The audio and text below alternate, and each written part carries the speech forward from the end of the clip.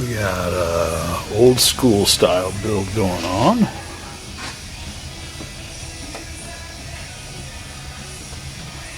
Cool looking intake for sure. Caster camber adjustments. Casters all the way forward on that one. Not quite on that one. Ouch.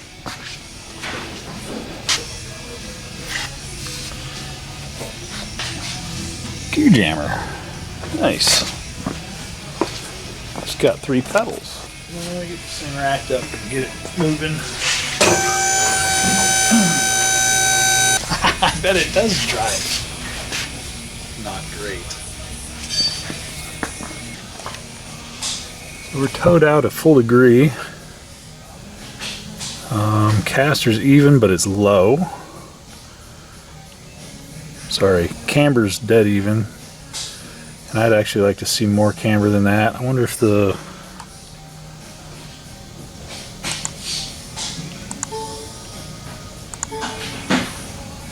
the spec wants less than that. They actually want positive, which we don't want for what we're doing with this car. So we're going to go probably negative 0.6 to negative 0.8 camber. We're going to go probably 3 degrees caster, and then our tow is going to be basically 0.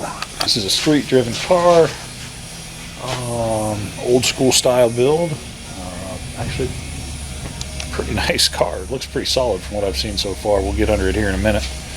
I want more caster, so I'm going to start by knocking my caster adjustments back on top, and then we'll take our cambers in.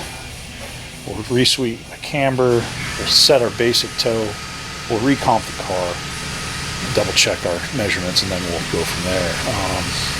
Anytime you have a bunch of tow out or a bunch of radical dimensions on your readings, on your initial readings, then you can't trust your initial compensation. So you compensate the car, you make adjustments to get it close to where you want it, you recomp the car, and then you set everything where you want it, and then I'll actually recomp the car again to make sure that my results are repeatable. It's just the process of doing a proper alignment. What we're doing here is not the free alignment that you get at some tire shops, which sometimes I think the free alignment at the tire shops is basically just putting it on the rack and hitting print. But it is what it is. You got what you paid for, right? Caster's easy enough. Let's stop this down and do that.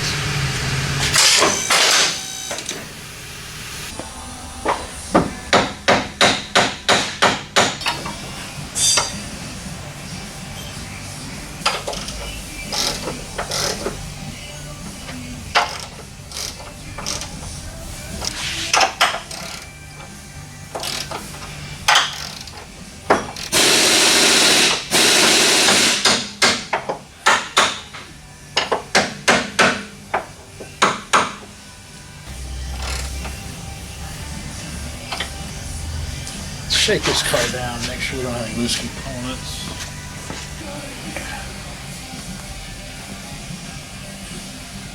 It's got bump steer on it.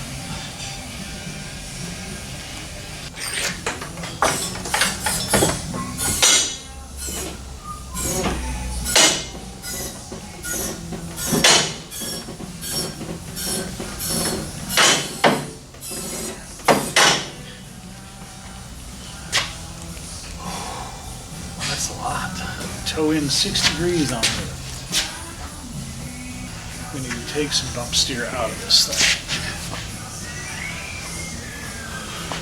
3 degrees, 3 degrees, tow in on lift. That's a ton of drag. I'm going to move my tie rod ends up closer to the knuckle, see if we get better geometry out of that. They're not really all that adjustable, but we'll switch them around. Camber cross brace.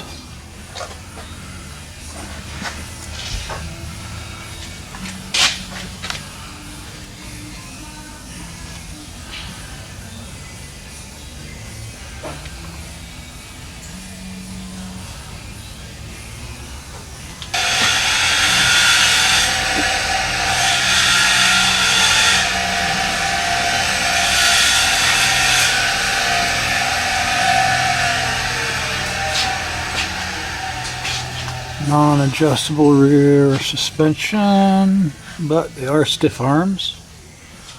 That's good. Pinion seal starting to leak.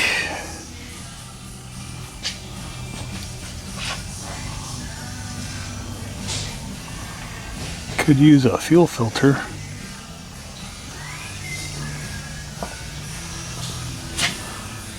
What do we got? Let's get this thing up off of its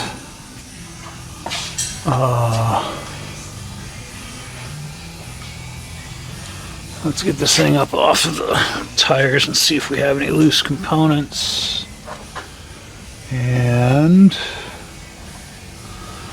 make some adjustments to our bump steer. I'm going to switch, basically put these two shims on top and see what that does for us. It's going to be too much the other way, but it'll show you the dramatic difference of what happens with the bump steer.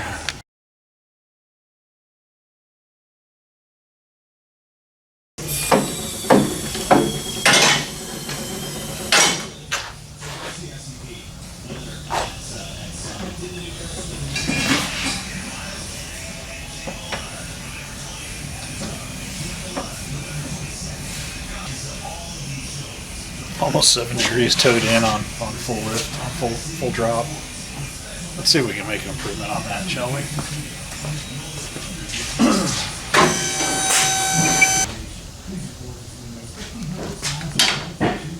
Let's make some changes. That's probably going to be too much, but I split the difference with shims. I'll do the same over here, but we're actually hitting the fender on turn with it elevated, which makes me wonder about the control arm bushings.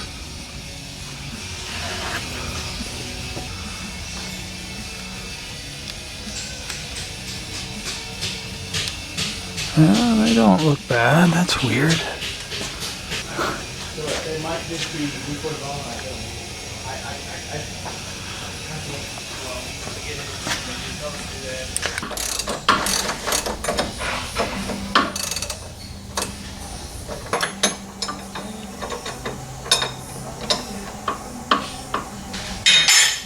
Seppi! Alright, now we're all messed up. We're going to start over. I don't know why that wheel comes so much farther forward. I got a gap on the other side when it's turned.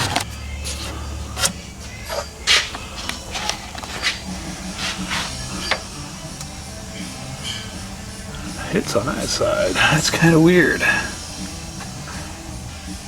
Let's drop this thing down. Start over. We'll need to probably set our toe. Let's see where it's at.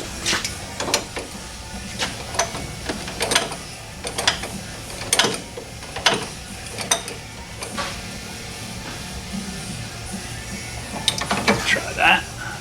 So let's see what we do on lift now. You can see my toes pretty even. It's pretty much where I want it to end up. Just don't even pay attention to those because those are irrelevant right now. We haven't reswept caster and we need to recompensate, so I'm just playing with the bump steer for the moment. So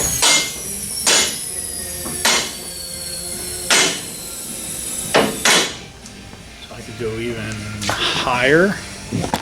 Now I only tow in 2.5 degrees instead of over 6, so that's a huge improvement. You can actually see it looking down the car that the tires aren't peeling in so bad on lift. Not that this car's ever going to lift like that, but adjusting the bump steer correctly requires you go through this process until you get it where you want it. And I'm going to make it even better than that. So, I'll make that adjustment again. We'll go probably another thick shim. And that'll probably put us super close, at least for this car. For a straight line drag car, I would get a lot more aggressive with it to keep it at that 0 point. But with a street car, it's not as critical. So, but we've already made a huge improvement.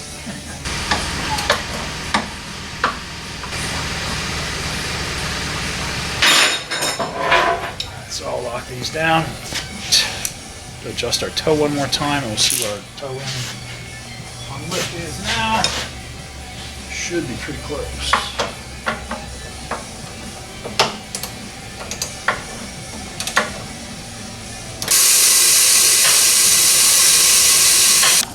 Got our toe right where we want it.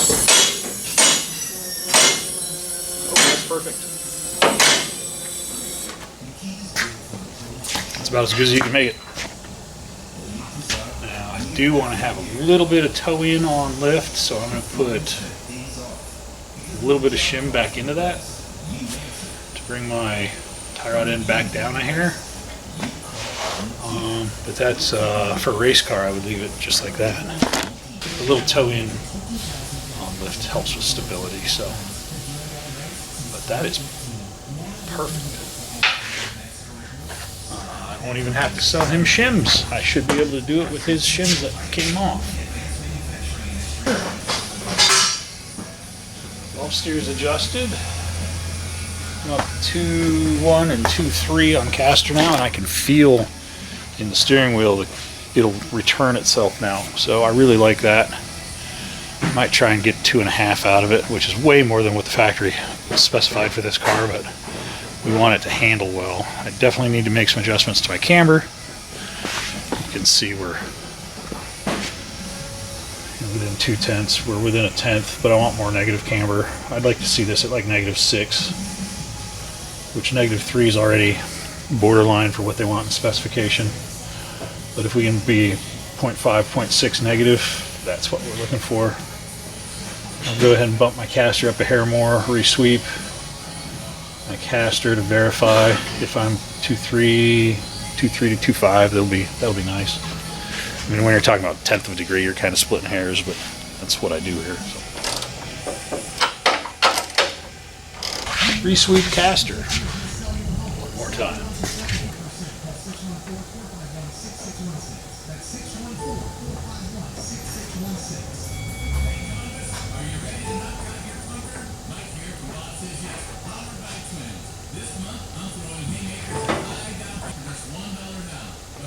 Pretty happy with that. I think we're going to lock that down, and that'll be today's day.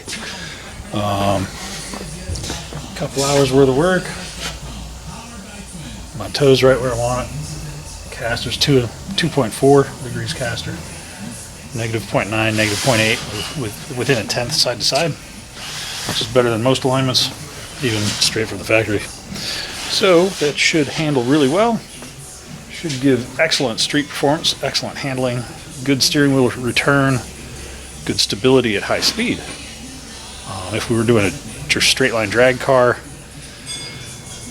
on the Foxbody, we would give it as much negative camber as we could give it and as much caster as we can give it, because when these the front ends on these lift, the camber goes positive, so you don't really worry about where it's at on these because you have no control over it for where it's running. But you want them to be even, and you want tie rod ends to be even, and you want all the geometry to have the same lengths and the same angles. The bump steer was grossly out on this thing. It's much better now. We've got that solved. So he will probably notice he won't have as much, dartiness in the car now that that's resolved. So let me get this thing locked down, stripped down, and we'll get it out of the bay and move on to the next car. Well, thanks for coming along for the ride on this alignment, chassis setup, bump steer adjustment. A lot more of the same, but also sometimes it's a little different. You never know what you're going to be adjusting. You never know what kind of obstacles you're going to run into. This one was pretty straightforward, just made our adjustments, made our bump steer. There's no adjustments in the rear, and the rear was actually pretty square, which is nice. Those beefier than factory rear arms are a must in any of these performance cars. The adjustable ones are nice because you can change pinion angle and you can square the back axle up a little more, but it doesn't, for what this car is doing, it doesn't need the fully adjustable rears. So front lower control arm bushings looked okay. They're not dry rotted. They may have been replaced, or this has been a garaged car its whole life. because normally these cars have bushings that are completely rotted out of it. My 2001 SN95, I need to do lower control arms in it because they're so bad. I'll hit the paint strips on the freeway and the car will change direction because the lower control arm bushings are so far gone in that car, which is why it's parked right now, because I don't have the time or the money to put into that car to fix it. So it's sitting in automotive purgatory until I get back around to it. But thanks for coming along for the ride. You guys have a safe day. If you need alignments, give us a call. We do them every day. Thanks for watching.